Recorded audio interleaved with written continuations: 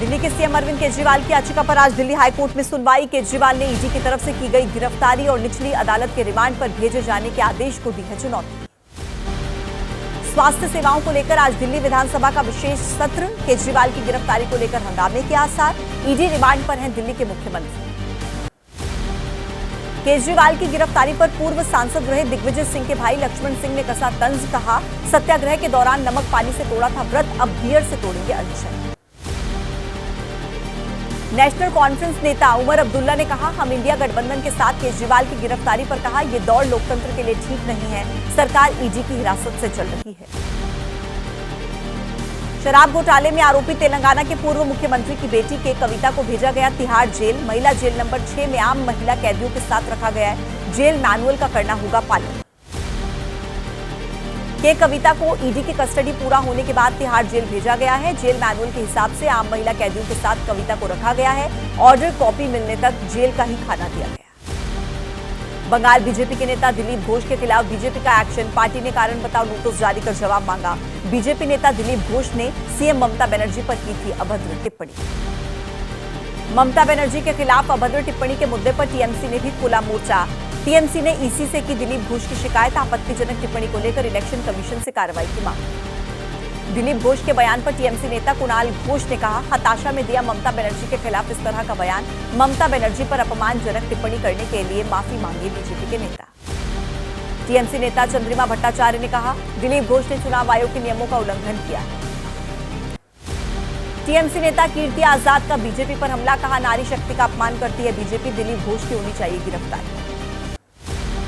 TMC नेता सुष्मिता देव ने कहा, बीजेपी ममता बनर्जी का जितना अपमान करेगी, लोग उतने ही ममता बनर्जी के साथ खड़े होंगे। दिलीप घोष की ममता बनर्जी पर टिप्पणी के बाद घमासान। टीएमसी नेता शशि पांजा ने कहा, नेताओं की मानसिकता ऐसी तो कार्यकर्ताओं की मानसिकता क्या होगी। और आइए 9 सेकंड के अंदर अब नजर मिशन 2024 से जुड़ी सियासी हलचल। आज कई बड़े नेता दाखिल करेंगे नामांकन। नागपुर से केंद्रीय मंत्री नितिन गडकरी, अलवर में भूपेंद्र यादव, बीकानेर में गोविंद राम मेघवाल, पीलीभीत में बीजेपी के प्रत्याशी जितेंद्र प्रसाद भरेंगे पर्चा। लोकसभा चुनाव के पहले चरण के लिए नामांकन की आज आखिरी तारीख। 28 मार्च को नॉमिनेशन फॉर्म की जांच। 30 मार्च तक नाम वापस ले सकेंगे प्रत्याशी। 19 अप्रैल को पहले चरण का मतदान। दिल्ली में आज केंद्रीय कांग्रेस चुनाव समिति की बैठक। लोकसभा चुनाव के लिए यूपी, झारखंड, तमिलनाडु, बिहार, गोवा के प्रत्याशियों के नामों पर होगी चर्चा। आज कांग्रेस आरजेडी के बड़े नेताओं की एक और बैठक। कल हुई बैठक में केसी वेणुगोपाल, बिहार कांग्रेस अध्यक्ष अखिलेश प्रसाद सिंह, तेजस्वी यादव भी हुए शामिल। सीट बंटवारे पर बिहार कांग्रेस अध्यक्ष अखिलेश प्रसाद का बयान। बुधवार की मीटिंग के 2 दिन के बाद पटना में कर देंगे सीटों का ऐलान। सीट शेयरिंग को लेकर सहमति बनने की बात कही। कांग्रेस और आरजेडी की बैठक के बाद तेजस्वी यादव ने कहा, कांग्रेस और आरजेडी का गठबंधन बहुत पुराना है, यह गठबंधन टूटेगा नहीं, जल्द ही पटना में होगा सीटों का ऐलान। लोकसभा चुनाव के लिए बीजेपी आज जारी कर सकती है अपनी 7वीं लिस्ट। बीजेपी ने अब तक 6 लिस्ट जारी की, जिसमें कुल 405 उम्मीदवारों का हो चुका है ऐलान। शिरोमणि अकाली दल और बीजेपी के गठबंधन की अटकलें। सुखबीर सिंह बादल ने कहा, शिरोमणि अकाली दल असूलों की पार्टी, वोट की राजनीति नहीं करते, हमारे लिए पंजाब और किसान पहले। शिरोमणि अकाली दल के मुख्य प्रवक्ता अर्शदीप सिंह क्लेर ने कहा, पार्टी पंजाब के मुद्दों पर नहीं करेगी समझौता, जो भी पार्टी इन मुद्दों पर हमारे साथ, उनसे गठबंधन के लिए हम तैयार। वरुण गांधी का टिकट कटने को लेकर बोले यूपी बीजेपी अध्यक्ष भूपेंद्र चौधरी, बीजेपी में और लोगों को दिया जाता है मौका, पूरा भरोसा है कि वरुण गांधी पार्टी के साथ रहेंगे।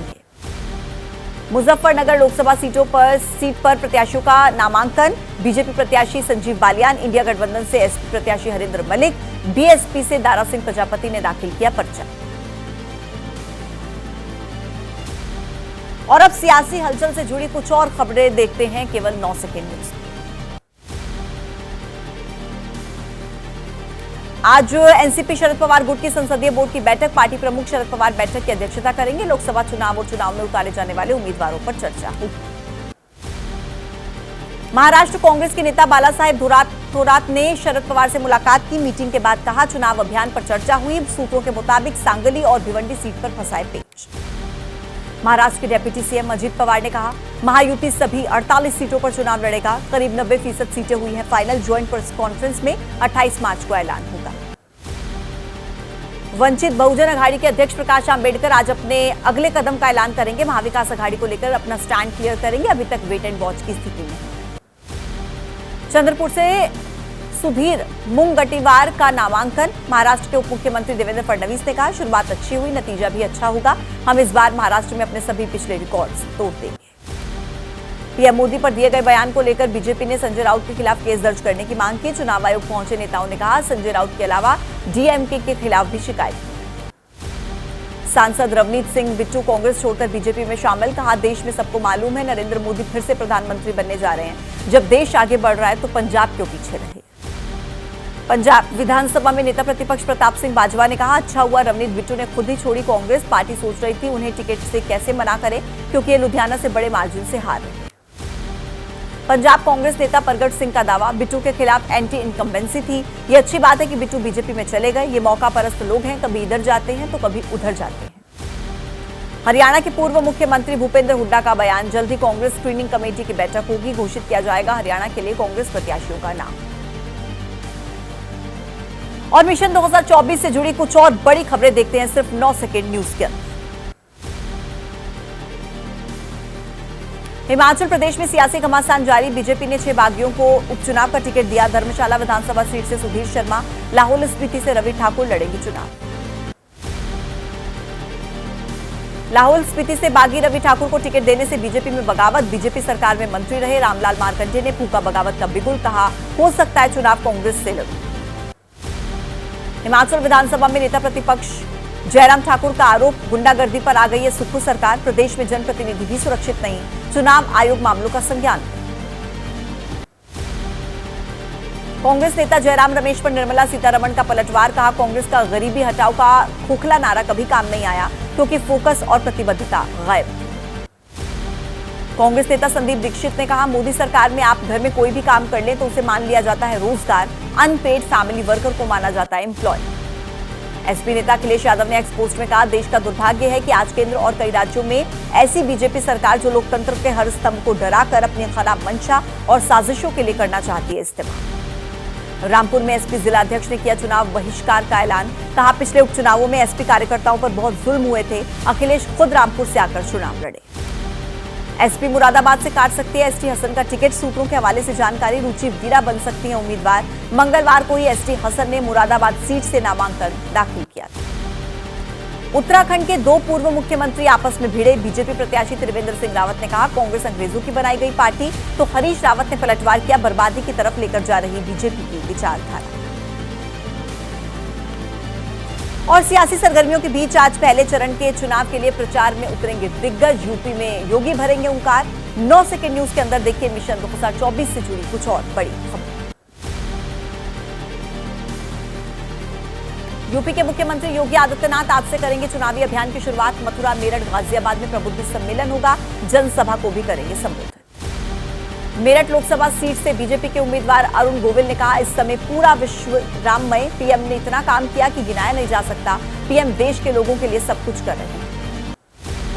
कर्नाटक के मंत्री शिवराज तंगडगी का बयान। कहा कि बीजेपी ने 2 करोड़ नौकरियों का वादा किया था, अब वो किस मुंह से मांग रहे हैं वोट। बीजेपी नेता सीटी रवि ने कहा कि कांग्रेस की ये नफरत की राजनीति। बीआरएस के कार्यकारी अध्यक्ष केटी रामा राव का कांग्रेस पर निशाना। कहा, राहुल कहते हैं प्रधानमंत्री अडानी के लिए करते हैं काम। रेवंत रेड्डी ने दावोस में अडानी को गले लगाया और सौदा किया। तिरुवनंतपुरम में कांग्रेस नेता एके एंटनी ने कहा, भारत का विचार ही खतरे में है, संवैधानिक मूल्य खतरे में है। बदलना चाहते हैं सरकार, इसलिए कांग्रेस देश भर में कर रही है तरह तरह के समझौते। वाईएसआरसीपी के अभियान को गति देने के लिए आज से जगन की बस यात्रा। 21 दिवसीय मेमंथा सिद्धम बस यात्रा पर निकलेंगे सीएम। सभी संसदीय क्षेत्रों को कवर करेगी यात्रा। टीएमसी ने जारी की 40 स्टार कैंपेनर की लिस्ट। सूची में सीएम ममता बनर्जी, अभिषेक बनर्जी का नाम शामिल। लिस्ट में पूर्व क्रिकेटर और टीएमसी प्रत्याशी यूसुफ पठान का भी नाम। उधमपुर सीट से कांग्रेस के प्रत्याशी चौधरी लाल सिंह ने कहा, बेईमान होता तो मुकाबला होता मुश्किल, ईमानदार लोग मेरे साथ। केंद्रीय मंत्री डॉक्टर जितेंद्र प्रसाद सिंह भी हैं बीजेपी के प्रत्याशी। आज कमलनाथ के गढ़ छिंदवाड़ा में हुंकार भरेंगे मध्य प्रदेश के मुख्यमंत्री मोहन यादव। बीजेपी प्रत्याशी के नामांकन के समय मौजूद रहेंगे। आम जनसभा को भी करेंगे संबोधित। छिंदवाड़ा में मध्य प्रदेश कांग्रेस के बड़े नेताओं का जमावड़ा। कमलनाथ ने कहा कि छिंदवाड़ा की अलग पहचान। नकुलनाथ ने काम गिनाए। एमपी कांग्रेस अध्यक्ष ने पूछा, बीजेपी ने अपने वादे पूरे किए क्या। लोकसभा चुनाव के पहले चरण को लेकर जम्मू से जुड़ने वाला पंजाब और हिमाचल का बॉर्डर उससे पहले सील किया गया। पड़ोसी राज्यों से आने वाली गाड़ियों की जांच होगी। मध्य प्रदेश के सागर में सीएम मोहन यादव ने महिलाओं से संवाद किया। मौजूदा सरकार को महिला सशक्तिकरण की दिशा में काम करने वाली सरकार बताया। और देखिए, कंगना पर टिप्पणी करने के मामले में सियासी घमासान जारी है। बीजेपी कर रही है एक्शन की तैयारी। 9 सेकंड न्यूज में देखिए इसी से जुड़ी बड़ी खबर। बीजेपी प्रत्याशी कंगना पर अभद्र टिप्पणी पर सियासी पारा चढ़ा। हिमाचल के मंडी में आज कांग्रेस के खिलाफ बीजेपी प्रदर्शन करी। सियासी बवाल के बीच दिल्ली में जेपी नड्डा से मिली कंगना रनौत। तकरीबन घंटे भर दोनों की मुलाकात हुई। हिमाचल सरकार में मंत्री विक्रमादित्य सिंह ने महिला सम्मान के समर्थन के साथ कंगना से सवाल किया। पूछा, मंडी में प्राकृतिक आपदा के दौरान क्यों नहीं दिखी थी कंगना। हिमाचल कांग्रेस के अध्यक्ष प्रतिभा सिंह ने कहा, किसी पर व्यक्तिगत हमला करना दुर्भाग्यपूर्ण। चुनाव के दौरान केवल होनी चाहिए राजनीतिक बात।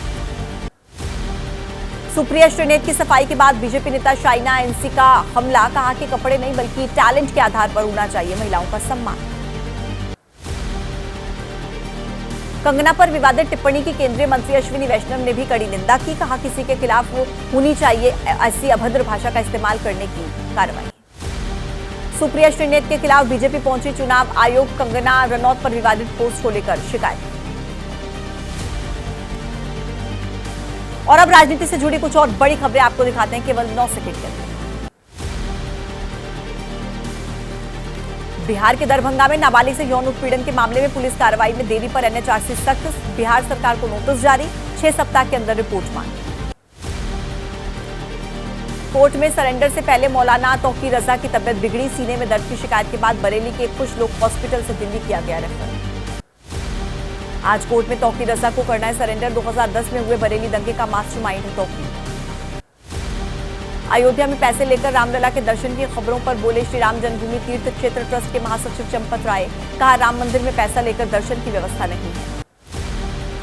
लेह पहुंचे अभिनेता प्रकाश राज। सोनम वांगचुक और लद्दाख के लोगों का समर्थन किया। पिछले 22 दिनों से अनशन पर है वांगचुक।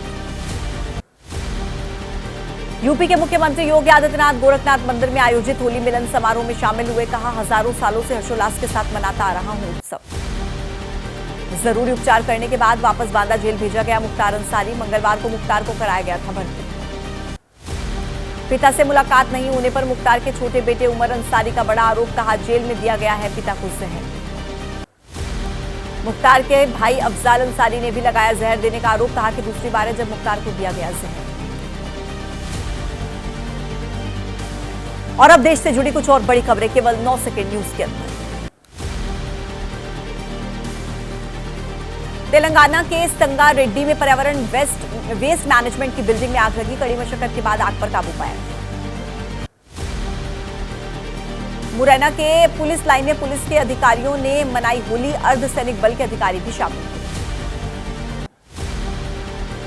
शांतिपूर्वक होली का त्योहार संपन्न कराने के बाद लखनऊ पुलिस ने होली मनाई। हजरतगंज कोतवाली में कार्यक्रम का आयोजन। अधिकारियों और पुलिस कर्मचारियों ने एक दूसरे को शुभकामनाएं।